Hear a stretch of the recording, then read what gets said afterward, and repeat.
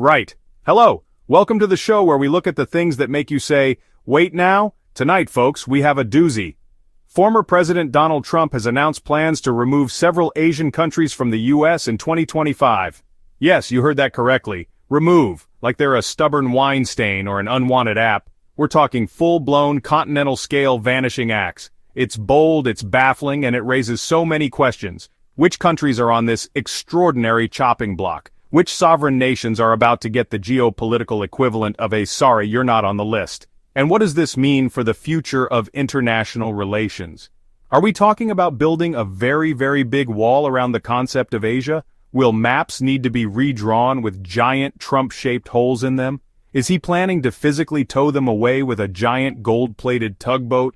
The mind, frankly, boggles. It doesn't just boggle, it performs a full acrobatic routine of bewilderment. This isn't just a policy proposal, it's a geopolitical fever dream. So tonight, we are diving headfirst into the 7 Asian countries Trump wants to remove from the U.S. We'll be unpacking the list, examining the potential implications, and trying to understand the thought process behind this truly controversial move. Think of it as an exercise in speculative international relations, or perhaps a preemptive therapy session for the entire planet. Because if this is the kind of brainstorming happening, we all might need one. It's like he's playing a game of global Jenga, but instead of wooden blocks, he's using entire nations and he's wearing oven mitts. And look, we get it. Politics is a messy business. International relations can be complicated. But removing countries, that's a whole new level of hold my beer foreign policy. It's the kind of statement that makes seasoned diplomats spit out their Earl Grey in unison, that causes international law scholars to spontaneously combust, and that probably has the UN Secretary General currently rocking back and forth in a darkened room, clutching a stress ball shaped like the globe. So buckle up, because we're about to embark on a journey through a policy proposal so audacious, it makes building a wall, and having Mexico pay for it, look like a sensible infrastructure project. This is not just thinking outside the box, this is denying the box exists, and then setting fire to the concept of boxes altogether.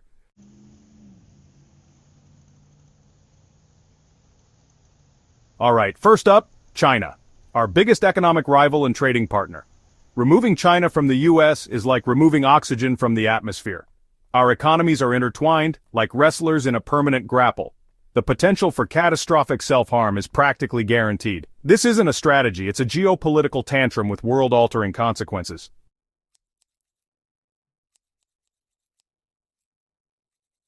Let's drill down into the practicalities of removing China. Imagine the U.S. government attempting to untangle itself from China. It would be like trying to unbake a cake, or, more accurately, like trying to unbake a cake that's already been eaten. Where do you even begin? Do you issue a decree? Hear ye, China is hereby unhappened. Does the president just tweet China, you're fired? It's magical thinking on a scale previously only seen in fairy tales.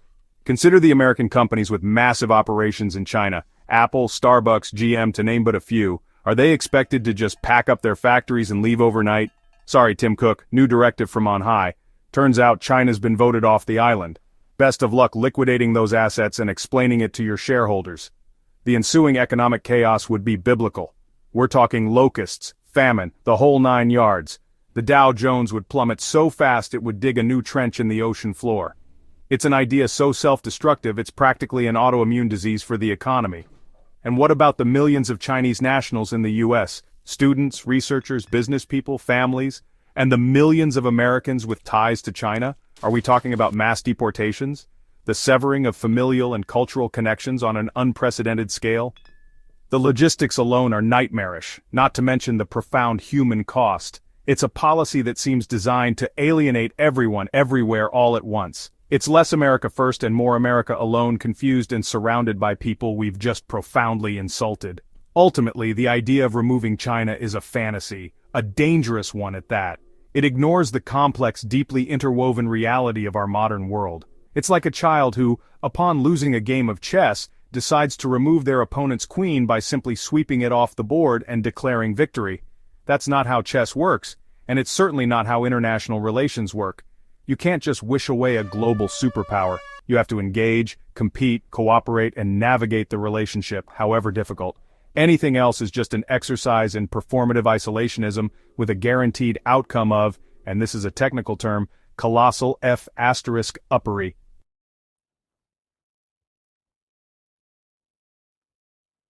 Next on this bewildering itinerary of international eviction notices, India, yes, India, the world's largest democracy, a nation of over 1.4 billion people, a country the US has been painstakingly cultivating as a strategic partner, particularly as a counterbalance in the Indo-Pacific.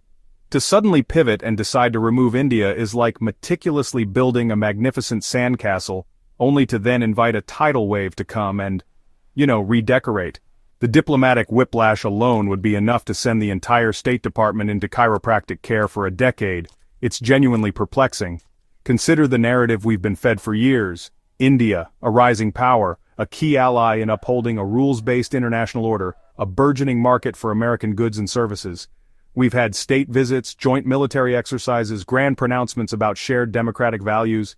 And now, sorry India, turns out we're going in a different direction. It's not you, well, actually, it might be you. We're not entirely sure.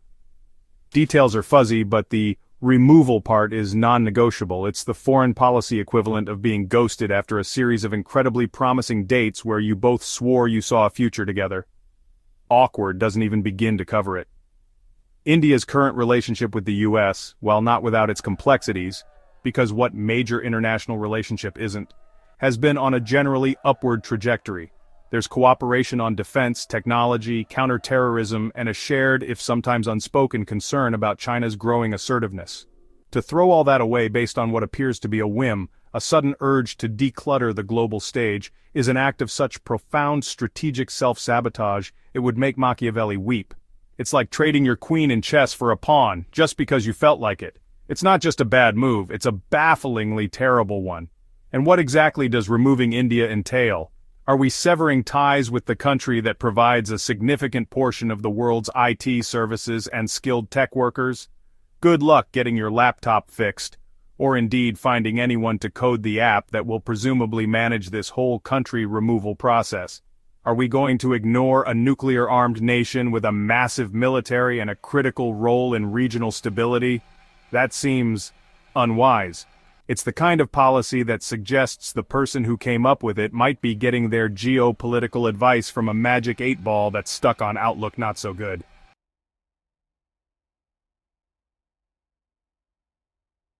Let's delve deeper into the potential fallout of trying to remove India from the US sphere of, acknowledgement. Economically, it would be a significant blow.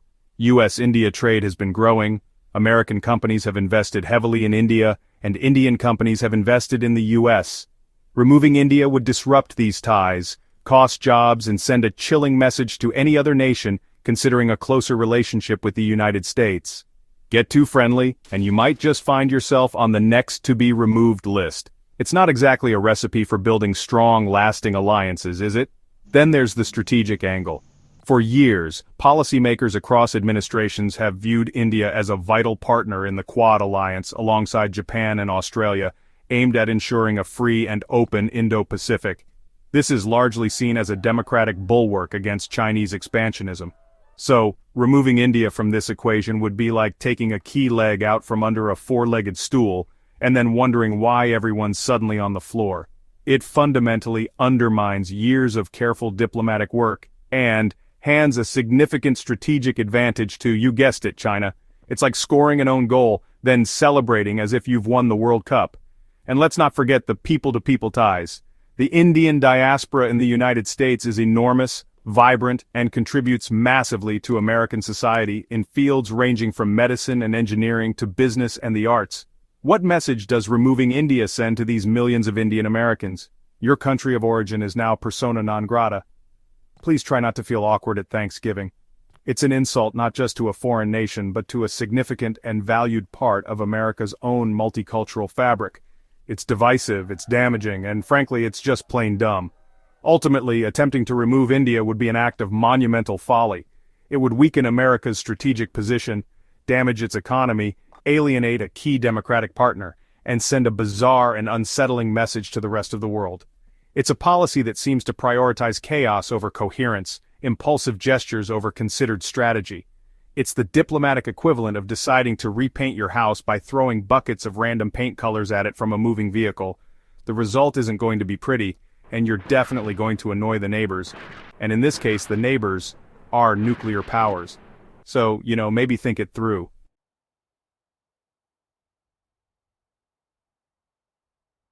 Alright, Japan. The land of cherry blossoms, bullet trains, and vending machines that dispense everything from hot coffee to, I'm reliably informed, rhinoceros beetle larvae, which frankly is a level of convenience I both admire and am deeply unsettled by. So, when we hear whispers that someone wants to remove Japan from the US, one has to ask, remove them? Our list of allies? Our Netflix queues filled with anime? The global economy they help build? It's like saying you want to remove oxygen from the atmosphere because it's a bit too airy. The United States and Japan, you see, aren't just casual acquaintances who occasionally bump into each other at the global supermarket. We're talking about one of the most critical bilateral relationships on the planet. There's the Treaty of Mutual Cooperation and Security, a cornerstone of Pacific stability for decades, meaning thousands of U.S. troops are stationed in Japan, a strategic presence that, for better or worse, defines a huge part of our foreign policy in the region. Removing Japan isn't just idiotic, it's like taking a sledgehammer to the load-bearing wall of your own house because you heard a creak. It's monumentally self-destructive and, frankly, far too much effort. And then there's the small matter of their economy. Japan is, to put it mildly, an economic titan. They're pioneers in automotive engineering, robotics, electronics. Your Toyota isn't going to magically uninvent itself, nor will your PlayStation suddenly decide to repatriate. The level of economic interdependence is staggering. U.S. companies operate extensively in Japan, Japanese companies invest billions in the U.S., creating jobs. Trying to remove this connection would be like trying to unscramble an omelet while riding a unicycle on a tightrope. It's an exercise in pure, unadulterated futility, with a high chance of making an embarrassing mess.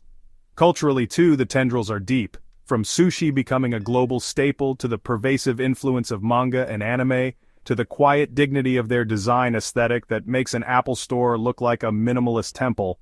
Are we proposing a cultural purge? Are we going to round up all the Studio Ghibli Blu-rays and Marie Kondo books and have a ceremonial bonfire? Because that sounds less like a coherent foreign policy and more like the actions of a villain in a particularly poorly written children's cartoon. The whole notion is so profoundly nonsensical it almost makes you miss the days when the biggest Japan-related controversy was whether a hot dog is a sandwich.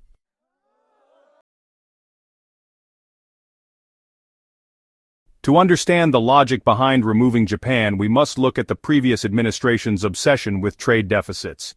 Trump viewed international trade as a personal scoreboard. Japan, selling many cars and electronics, was often targeted.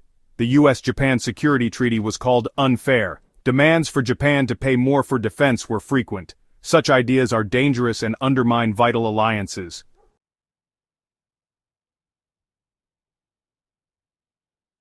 Next up on this hypothetical chopping block, South Korea. Yes, the land of K-pop supergroups that inspire global legions of fans, the cinematic triumphs like Parasite that sweep the Oscars, and the technological wizardry of companies like Samsung and LG that ensure your phone is probably smarter than your last 3 bosses combined. And this is a country someone wants to remove? Remove from where? The global semiconductor supply chain they dominate? The cultural zeitgeist they've so thoroughly conquered? It's like trying to remove gravity because you tripped on the sidewalk. It's not gravity's fault you're clumsy, and it's certainly not going anywhere. The U.S.-South Korea alliance is, much like the one with Japan, a bedrock of American policy in Asia. Forged in the crucible of the Korean War, it has seen tens of thousands of U.S. troops stationed on the peninsula for over 70 years, a literal tripwire against aggression from the north. This isn't just a casual friendship, it's a deeply entrenched military and strategic partnership aimed at maintaining peace and stability in one of the world's most volatile neighborhoods. To even think about removing South Korea from that equation is to invite chaos, instability, and quite possibly a very, very bad day for everyone. And let's not forget the cultural juggernaut that is the Hallyu or Korean wave. From boy bands that command stadium-sized armies of devoted followers, to K-dramas that have people binge-watching entire series in a single weekend, to the spicy, addictive allure of Korean cuisine. South Korean soft power is a genuine global phenomenon. Removing them would be like trying to remove pizza from New York or complaining from British television. It's just part of the fabric now. You can't unring that bell, especially when the bell is playing a catchy K-pop tune. Then there's the whole North Korea dimension, a situation so perennially tense it makes a family Thanksgiving dinner look like a yoga retreat. The Trump administration's approach to Pyongyang was, shall we say, unorthodox, veering from fire and fury to bizarre diplomatic summits and love letters with Kim Jong-un. Throughout all this diplomatic whiplash, South Korea was the frontline state, the ally with the most to lose, often trying to navigate the unpredictable pronouncements coming from Washington while managing an existential threat on its doorstep. Removing them after all that, that's not just bad policy, it's phenomenally rude.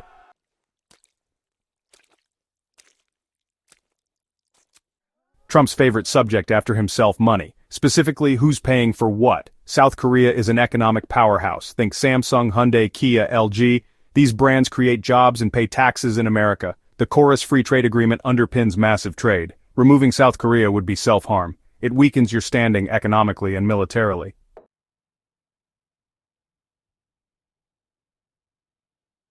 Vietnam. Now there's a name that conjures up a complex tapestry of images and emotions for Americans. A generation was defined by the war, a conflict that left indelible scars on both nations. So the idea that a US president would now want to remove Vietnam from, well, again, from what exactly?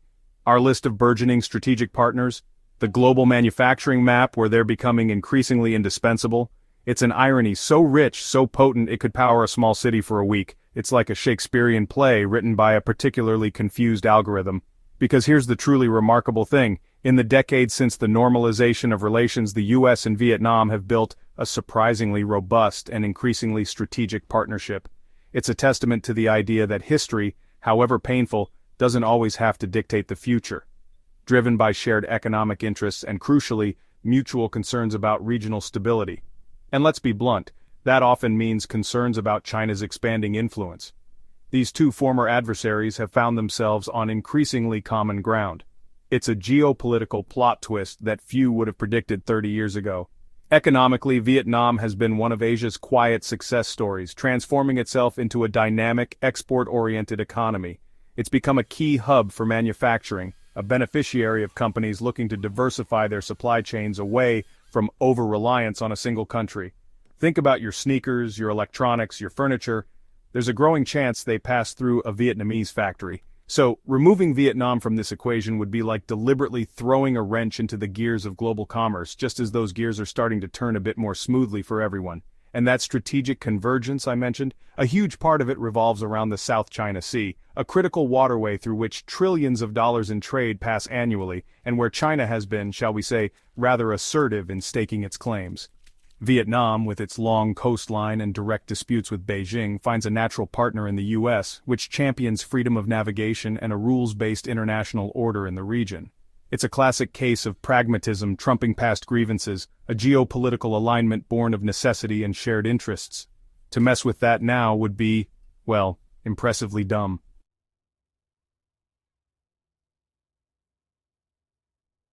Vietnam's strategic importance isn't just about China, though that's a big part of the picture. It's a significant player within ASEAN, with a young, growing population and an increasingly outward-looking foreign policy. Its location makes it a key piece of the Southeast Asian puzzle. For the US to voluntarily remove such a partner from its diplomatic toolkit would be like a carpenter deciding to throw away his favorite hammer because he suddenly decided he prefers using rocks. It's inefficient, it's counterproductive, and it suggests a fundamental misunderstanding of how to build anything lasting. And here's where the internal contradictions of this hypothetical removal become truly mind-boggling.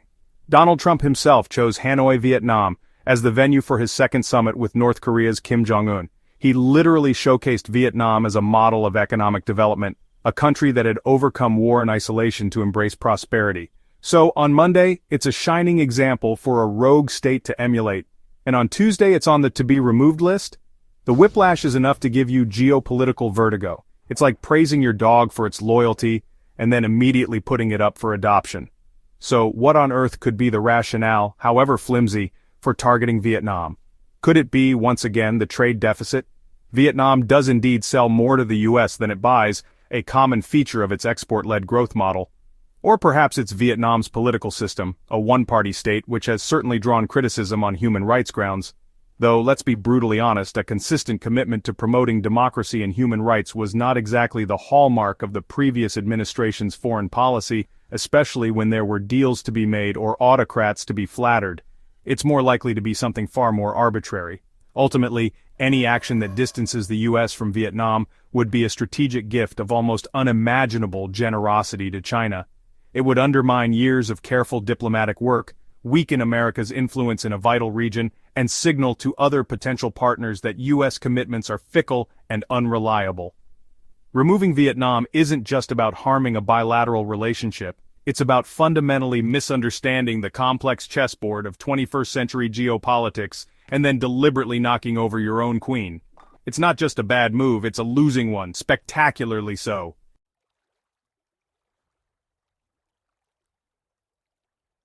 Right, next up on this hypothetical chopping block we have the Philippines. Yes, the Philippines, a nation of over 7,000 islands, which to be fair does sound like a logistical nightmare if you're trying to remove it. Our history with the Philippines is, shall we say, complicated. It involves colonialism, a rather bloody war, and then decades of being a key strategic partner, home to massive US military bases. It's a relationship that's seen more ups and downs than a faulty elevator in a Trump tower. Is it the vibrant culture, the delicious adobo, or something slightly more Trumpian? Now, when we talk Trump in the Philippines, you can't ignore his bizarre bromance, or perhaps frenemyship, with former President Rodrigo Duterte. Trump seemed to admire Duterte's strongman shtick, even allegedly praising his drug war tactics. Did Duterte not bow deeply enough? Did he serve the wrong kind of Diet Coke? Whatever the reason, the Philippines could find itself on the wrong side of a presidential whim. The South China Sea is less a sea and more a giant, watery argument waiting to happen, with China making increasingly aggressive claims and the Philippines being one of the main countries pushing back. A rational administration might see this as a reason to strengthen ties with Manila, but we're talking about a thought experiment involving Donald Trump, so rationality may have already left the building. It's a geopolitical tinderbox, and Trump seems to enjoy playing with matches. The Philippines is a significant source of remittances, with Filipino Americans sending billions back home. There's also trade, though perhaps not on the scale of China or Japan, but still important. Would Trump see this as another one-way street? Would he demand they start sending us more mangoes? Or perhaps he'd just decide the whole relationship is too much hassle, like a timeshare he signed up for after too many mojitos.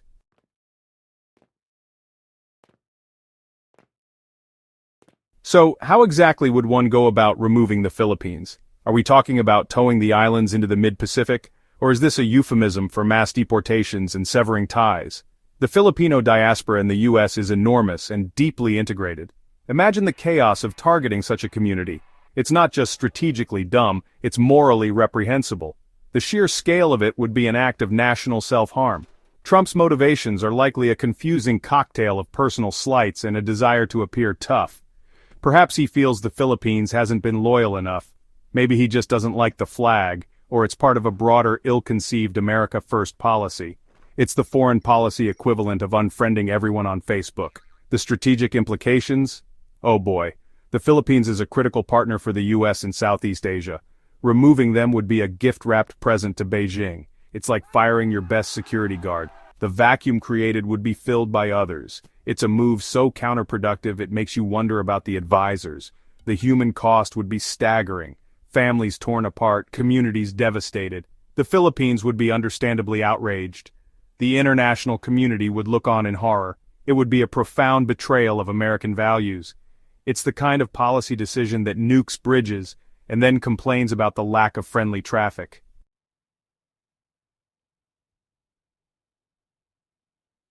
And finally, rounding out our magnificent 7 of nations apparently on Trump's 2025 eviction list, we have Thailand.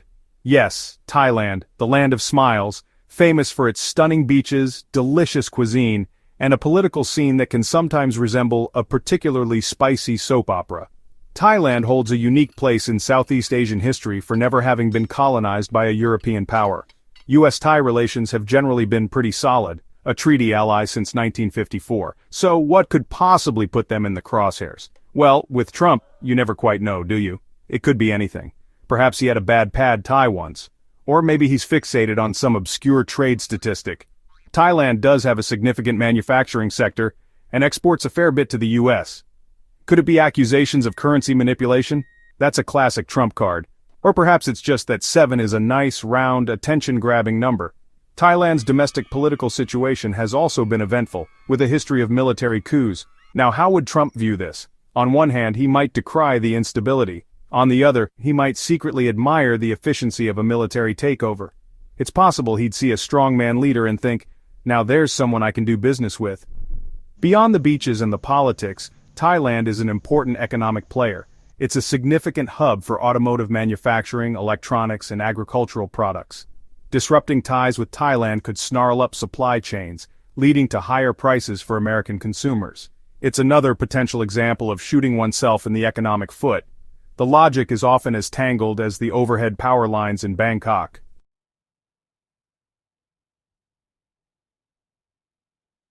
So, Thailand, the 7th and for now final country on this whirlwind tour of nations Trump might want to remove from something.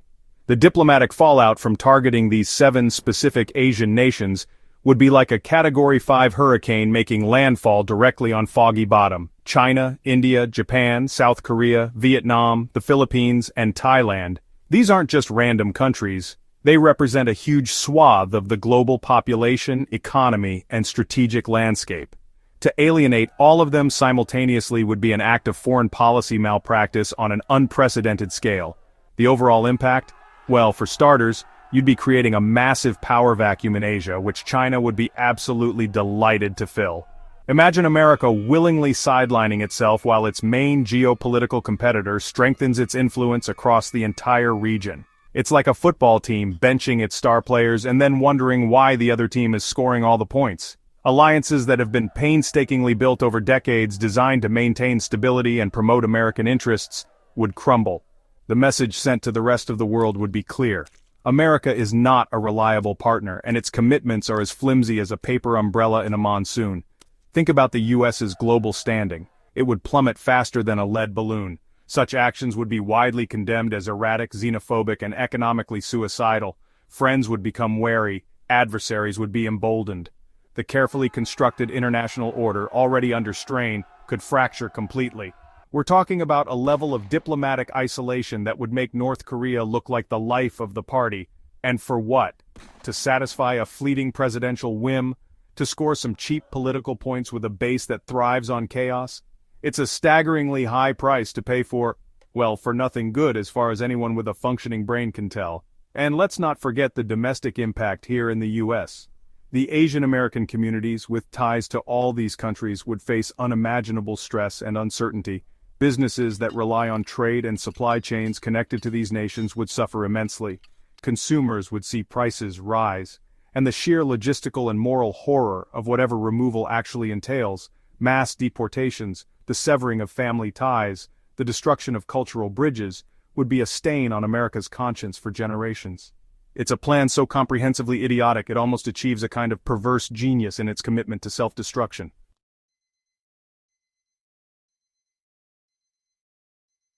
Seven Asian countries, China, India, Japan, South Korea, Vietnam, the Philippines, and Thailand, on a hypothetical Trumpian chopping block for 2025. We've waded through trade tiffs, political posturing, and strategic self-sabotage.